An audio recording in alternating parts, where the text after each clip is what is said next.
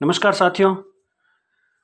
समाजशास्त्र बीए प्रथम वर्ष के पेपर फर्स्ट की यूनिट 2 की पहली क्लास, जो पिछली क्लास हमने की थी, जिसमें समाज के बारे में हमने बात की थी। समाज की परिभाषा, उसकी विशेषताएं, उसका अर्थ या उसकी अन्य परिभाषाओं, समाजशास्त्रीय संकल्पनाओं के साथ उसकी तुलना। आज हम उपस्थित हुए हैं समाजशास्त्र के बीए फर्स्ट ईयर के पेपर सेकंड के यूनिट 2 के चैप्टर समुदाय, जो समाज से अगली जो संकल्पना है वो है समुदाय के बारे में। साथियों, आज इस समुदाय के जो इस चैप्टर है, इसको हम इस प्रकार से अटेंड करेंगे। उसके अर्थ, परिभाषा, विभिन्न समाजशास्त्रियों द्वारा समुदाय के बारे में दी गई प्रमुख परिभाषाएं, समुदाय के प्रमुख आधारभूत तत्व और लघु समुदाय की अवधारणा, समुदाय की विशेषताएं तथा समाज और समुदाय में अंतर। साथियों, यदि समुदाय की हम बात करें तो यह अंग्रेजी शब्द कम्युनिटी से मिलकर बना है और यह कम्युनिटी दो लैटिन शब्दों से बना है। पहला है कॉम, जिसका अर्थ होता है टुगेदर या एक साथ मिलकर रहना। दूसरा है म्यूनिस्ट, जिसका अर्थ होता है सेवा करना। यदि हम विभिन्न समाजशास्त्रियों की परिभाषाओं के आधार पर इस संकल्पना को देखें तो किंग्सले डेविस ने समुदाय को छोटे से छोटा वह क्षेत्रीय समूह कहा है जो सामाजिक जीवन के समस्त पहलुओं का समावेश करता है। किंग्सले डेविस की इस परिभाषा में समुदाय की दो मुख्य तत्वों का हमें ध्यान रखना है।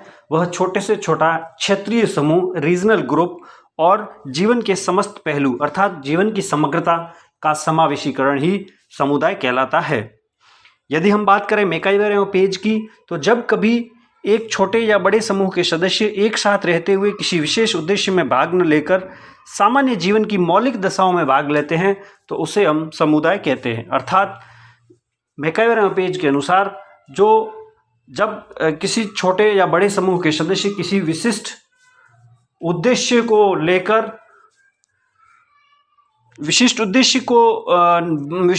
से भाग न लेकर सामान्य जीवन की मौलिक दशाओं को में भाग लेते हैं तो उसे हम समुदाय कहते हैं।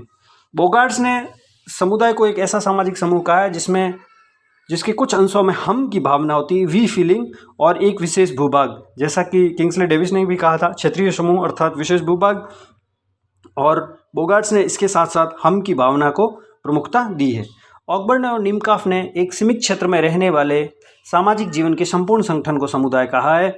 मेंजर ने एक समाज जो एक निश्चित भौगोलिक क्षेत्र में रहता है समुदाय कहलाता है। अब यदि हम बात करें उसके आधारभूत तत्वों की, तो समुदाय के जो प्रमुख आधारभूत तत्व है उनमें सबसे पहला है समुदाय में स्थानीयता होती है। जैसे कुछ समाजशास्त्रियों की परिभाषाओं में आपने खुद ने देखा कि क्षेत्रीय समूह शब्द का प्रयोग किया है, अर्थात रीजनल ग्रुप। और जो समुदाय का पहला आधारभूत तत्व है वो होती है समुदाय में स्थानीयता होती है, लोकेलिटी होती है। समुदाय के लोग निश्चित भूभाग में रहते हैं, उस स्थान से सारे समुदाय का सामाजिक आर्थिक जीवन बंधा रहता है। एक ही भौगोलिक पर्यावरण में रहने के कारण लोगों का जीवन भी एक जैसा बन जाता है, क्योंकि हमारा जो पर्यावरण होता है वो हमारे जीवन को निर्धारित करता है। समुदाय की सदस्यता के लिए समुदाय का एक स्थान पर रहना अत्यंत आवश्यक है। दूसरा जो आधारभूत तत्व है वह है समुदाय की भावना। समुदाय की भावना के अंतर्गत, जिसे आप कम्युनिटी फीलिंग कहते हैं, उसके सदस्यों में एक होने की भावना अति आवश्यक है। एक ही सामाजिक आर्थिक जीवन यापन के लोग भावनात्मक रूप से एक कड़ी में बन जाते हैं। जिनका सामाजिक और आर्थिक जीवन यापन एक जैसा होता है वो सब लोग एक ही कड़ी में बन जाते हैं। समुदाय के सदस्य के अन्य सदस्यों की आवश्यकताओं से परिचित होते हैं, उनके प्रति सहानुभूति रखते हैं। प्रत्येक सदस्य के जीवन विभिन्नता के बावजूद हम की भावना होती है। इसमें हम की भावना होती है, योगदान की भावना होती है और निर्भरता की भावना होती है। तीसरा जो आधारभूत तत्व है वह है सर्वमान्य जीवन। सभी सदस्यों का जीवन स्तर सामान्य होता है, क्योंकि समूह के सदस्य व्यक्तिगत रूप से अपने जीवन का प्रतिमान निश्चित करते हैं। चौथा जो आधारभूत तत्व है वह है विशिष्ट नाम। प्रत्येक समुदाय का कोई न कोई नाम होता है और समुदाय का निश्चित स्वरूप होता है। इस मूर्त स्वरूप का नाम भी होता है। और पांचवी जो इसकी जो प्रमुख आधारभूत तत्व है स्थायित्व। मनुष्य का समुदाय प्राय स्थायी होता है। अब यदि हम बात करें लघु समुदाय की, लघु समुदाय जो अवधारणा है, यह लिटिल कम्युनिटी, यह रॉबर्ट रेडफील्ड ने अपनी पुस्तक द लिटिल कम्युनिटी में लघु समुदाय की 4 विशेषताएं बताई, जिसके अंतर्गत सबसे पहली थी भिन्नता, दूसरी थी लघुता, तीसरी थी समजातीयता और चौथा था स्वावलंबन या स्व पर्याप्तता। हालांकि रॉबर्ट रेडफील्ड ने 4 समुदायों का अध्ययन किया था, जिसमें उन्होंने मारिडा का नगरीय समाज, दिजदास का कस्बाई समाज, चानकोम का कृषक समाज और तिस्की का लोक या सरल समाज। यह लघु समुदाय की जो अवधारणा थी रॉबर्ट रेडफील्ड ने अपनी पुस्तक जो लिटिल कम्युनिटी है उसमें इन 4 तत्वों के आधार पर उन्होंने किसी भी समुदाय को लघु समुदाय कहा है, जिसकी भिन्नता हो अर्थात अन्य समुदाय से वो भिन्न हो, लघुता हो अर्थात छोटा हो, हेट्रोजेनेसिटी अर्थात समजाति हो और स्वावलंबी हो या स्वपर्याप्त हो। यह इसकी 4 प्रमुख अवधारणा है। अब यदि हम देखें समुदाय की प्रमुख विशेषताएं, तो समुदाय की प्रमुख विशेषताओं के अंतर्गत जो इसकी जो अलग अलग समाजशास्त्रियों ने जो इसकी प्रमुख विशेषताएं बताई हैं, उनसे पहले हम ये देखेंगे कि कुछ विद्वानों ने जो समुदाय के हेतु प्रमुख तत्व बताए हैं उनके अंतर्गत, या चलो पहले हम इसकी विशेषताएं देखते हैं। सबसे पहली जो विशेषता है निश्चित भूभाग या भौगोलिक क्षेत्र। समुदाय का क्षेत्र विस्तृत होता है अर्थात वो बड़े क्षेत्र में फैला होता है, लेकिन समुदाय के लिए निश्चित भूभाग का होना भी अनिवार्य है, क्योंकि कई ऐसे समूह होते हैं जो एक साथ तो रहते हैं लेकिन उनका कोई निश्चित भौगोलिक क्षेत्र नहीं होता। इसका अर्थ यह नहीं कि किसी बड़े कमरे में रहने वाले 4 व्यक्ति समुदाय बन जाएंगे, नहीं, अर्थात एक निश्चित भूभाग होगा लेकिन एक फैला हुआ विस्तृत क्षेत्र होगा। और दूसरा है हम की भावना या सामुदायिक भावना अर्थात वी फीलिंग और कम्युनिटी फीलिंग। समुदाय के लिए मात्र निश्चित भूभाग ही काफ़ी नहीं है, बल्कि हम की भावना का होना भी अनिवार्य है। उदाहरण के लिए दिल्ली समुदाय नहीं है, क्योंकि दिल्ली के लोग एक निश्चित भौगोलिक क्षेत्र में तो रहते हैं लेकिन उनमें हम की भावना नहीं पाई जाती, जबकि गांव एक समुदाय है।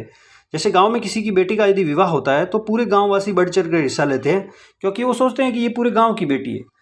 अब यदि हम बात करें हम की भावना या सामुदायिक भावना, इसकी प्रकार की ये 3 प्रकार की होती है। पहली होती है दायित्व की भावना, फीलिंग ऑफ रेस्पॉन्सिबिलिटी। दूसरी होती है निर्भरता की भावना, फीलिंग ऑफ डिपेंडेबिलिटी। और तीसरी होती है हम की भावना, वी फीलिंग।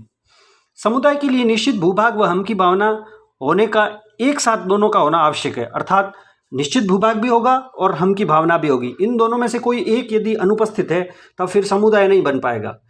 इसके अलावा समान संस्कृति अर्थात समुदाय की जो संस्कृति होती है वो समान होती है, घनिष्ठ संबंध अर्थात संबंधों में घनिष्ठता होती है और जीवन की संपूर्णता, यह समुदाय की प्रमुख विशेषताएं।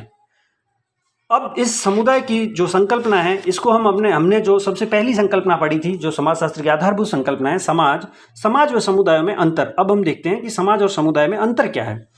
तो समाज होता है वह सामाजिक संबंधों का जाल होता है, जबकि समुदाय मानव समूह का बोध करवाता है। समाज दिखता नहीं है, अमूर्त होता है, क्योंकि समुदाय निश्चित भूभाग में रहता है इसलिए हमें दिखता है, मूर्त होता है। समाज के लिए निश्चित भूभाग होना जरूरी नहीं है, लेकिन समुदाय के लिए निश्चित भूभाग होना अनिवार्य है। यह संघर्ष समाज होता है उसमें संघर्ष और सहयोग दोनों पाया जाता है, लेकिन समुदाय में सहयोग प्रधान होता है। समाज के अंदर समुदाय हो सकता है लेकिन समुदाय में समाज नहीं हो सकता, क्योंकि समाज विस्तृत अवधारणा है, समुदाय उस समाज का पार्ट हो सकता है। समाज के भीतर एक से अधिक समुदाय हो सकते हैं, परंतु किसी समुदाय में एक से अधिक समाज नहीं हो सकते। समाज में समानता और असमानता दोनों पाए जाते हैं, जबकि समुदाय में समानता ही पाई जाती है। यह थी आज की इस क्लास का, इस टॉपिक का कवर हमने किया है। इसके अलावा कुछ विद्वानों के जो फैक्ट्स हैं जो एग्ज़ाम में आए हुए हैं पहले भी, उसके बारे में भी हम देख सकते हैं। जैसे जो प्रमुख कॉम्पिटिटिव एग्जाम्स में आए हुए हैं, जैसे इरविंग गॉफमैन ने जेल तथा पागलखाने को छद्म समुदाय का है, शूडो कम्युनिटी का है। उन्होंने इसलिए कहा है क्योंकि जेल और जो पागलखाना होता है वह न समुदाय है और न समुदाय नहीं है, अर्थात वो समुदाय के बीच की स्थिति है, जिसे जिन्होंने छद्म समुदाय कहा है। जैसे जैसे सभ्यता या समाज में परिवर्तन आता रहा है, सामुदायिक भावना में कमी आती रही है, और इस कमी के जो प्रमुख कारण है जिनमें नगरीकरण है, आधुनिक शिक्षा है, संचार के विकसित साधन है, पारस्परिक निर्भरता में कमी है, सामाजिक विधान है, इन्होंने समुदाय के जो प्रमुख तत्व थे उनको कहीं न कहीं कमज़ोर किया है, तो सामुदायिक भावना में कमी आ गई है। इस चीज़ को हमें ध्यान रखना है कि इरविंग गॉफमैन ने जेल तथा पागलखाने को छद्म समुदाय कहा है। यह प्रश्न कई बार परीक्षा में आ चुका है, इसलिए इस फैक्ट को हमें ध्यान रखना है। आज की क्लास में इतना ही, धन्यवाद।